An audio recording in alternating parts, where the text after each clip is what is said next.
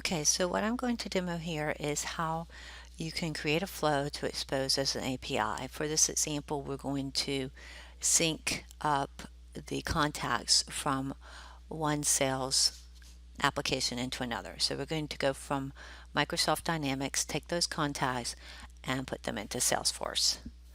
What you see here is the dashboard for the App Connect Designer, and this is how you can start creating the flow. So I have this recorded because it does go hang a little bit, when we're doing a live demo. So let's get started here. And I'm going to build the API, test, and debug the API. And what we start with here is to create a model. We could upload an API, but we're going to start from scratch. So to make it simple, we're creating the model, and we're going to do a couple of properties. We're going to put the IDs to map it in and to create the customer. So this is a simple post operation, and we are going to be able to connect that to our Microsoft Dynamics here. These are one of the pre-built connectors. As you'll see here, the connector loads the fields and you're able to add the operations that you want to do. So we're going to be mapping an ID here, and it's all very simple from the user interface to be able to not do the deep integration that you would have to do with the integration bus. And you're able to just test it there. Pull in an ID that we know, that was the test. We can verify that the contact was retrieved, and it's not necessary to go through the full deployment cycle. Just quickly validate and do a test debug to get it. The next step is to synchronize or map this info. So again, we go into the connectors catalog, and this time we're going to connect to Salesforce.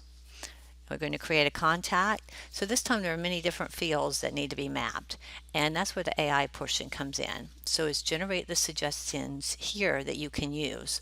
Then you're able to view the suggestions. So what this AI algorithm, if it has an 80% more confidence, it will go ahead and populate those for you. You can go through and select the ones that you want to accept or not accept. If it's less than 80%, then it won't auto-populate that for you, but you can go in and see what it suggests. Now this is evaluating as you make these changes and constantly updating the algorithm. It improves the accuracy internally, and you apply those and then you are good to go. We see here that there are some other suggestions that it may have made. These would be the ones that are less than 80%, but you can go in and choose which ones you want, and that's when it starts to learn as you're training it with that.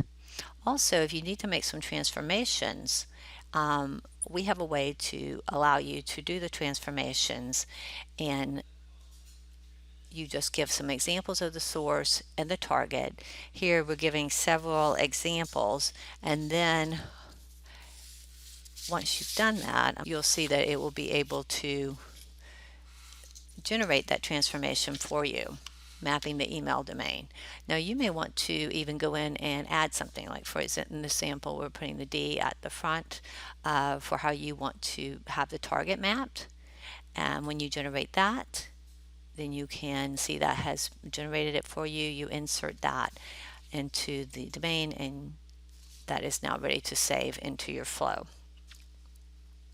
So we've continued to here map out the fields, choose what you want, and then it's as simple as that. So once you're done, then API has been generated. So everything's right here. You can see the source code that it has created for you. So there was nothing that I did here. It just automatically generated the API definition, which you could download. Using the same interface, you're also able to generate the gateway policies, security policies, rate limits, whatever you want to do to the API before it's available for the developers. Once you click that save, it started, then a test is available, and it will test for you to make sure that the post is working as you expected it to do. So just with the click of a button, we've gone through the complete deployment pipeline. It's now live and available for developers. So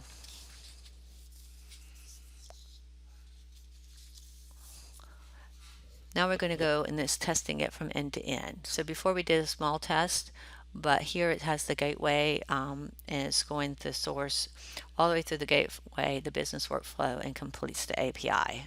And you're able to do the testing right here in the same product. Now you can see it has created the ID out in Salesforce, and we're able to verify that it worked. So we turned it on, published the API, went through the complete deployment cycle, and also made the API available on the developer portal. This is the developer portal, and it shows the API that this is available to be customized as you'd like to do it. I've seen some customers put their own name and logos here, but this will give the information that is available to your developers to start using and testing this and making sure it offers the function for your developer community. So what you see is just in a matter of minutes, we're able to go through the complete API lifecycle to develop the API from scratch, debug it, validate it, test it, apply security policies, and we can give the developers or even the business community partners access to apply plans to monetize the API. That's all the power that is available in the Cloud Pak for integration for you.